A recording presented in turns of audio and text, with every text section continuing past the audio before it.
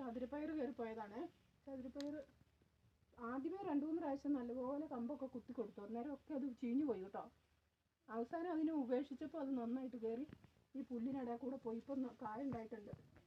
ഇത് തോരൻ വെക്കാൻ നല്ല രസമാണ്. മൂത്ത് പോകരുത്. മൂത്ത് പോണതിന് മുമ്പ് കറി വെക്കണം. ഇത് മതി ഒരു കറിക്ക്. ഇതാണ് ചതുരപ്പയർ. ചതുരപ്പയർ അറിയാവുന്നവരും ഉണ്ട്, അറിയത്തില്ലാത്തവരും ഉണ്ട് കേട്ടോ. ഇത് നേരത്തെയൊക്കെ ഇവിടെ കറി വെക്കുമ്പോൾ ഇവിടെ ആർക്കും ഇഷ്ടമല്ലായിരുന്നേ. എന്നാ സംഭവം എന്നാ, ഇത് പിഞ്ചോടെ കറി വെക്കണം. ഈ പ്രായത്തിൽ കറി വെക്കണം. ഞാൻ നേരത്തെ കറി വെച്ചുകൊണ്ടിരുന്നത് ഇച്ചിരി മൂത്തിട്ടായിരുന്നു. അന്നേരം മൂത്തിട്ടാകുമ്പോൾ ഇതിനകത്തൊരു കുരുവൊക്കെ ഉണ്ട്. ആരും കൂട്ടിയല്ലായിരുന്നു. ഇപ്പോൾ പിഞ്ചോടെ കറി വെക്കാൻ തുടങ്ങിയപ്പം ഇതിപ്പോൾ തികയുന്നില്ല. എല്ലാവർക്കും ഇഷ്ടമാണ്. ഇത് നല്ല ഒരു 2-3 എണ്ണം ഉണ്ട് ഒരു കറിക്കുണ്ട് കേട്ടോ. നല്ല അടിപൊളി സാധനമാണ്.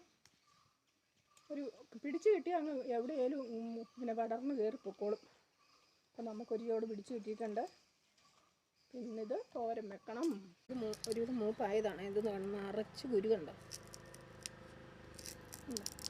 ഇത്ര ആകുന്നതിന് മുമ്പ് നമ്മൾ കറി വെക്കണം. എന്നാലേ ഇത് ഇച്ചിരി മൂത്ത് പോയതാണേ.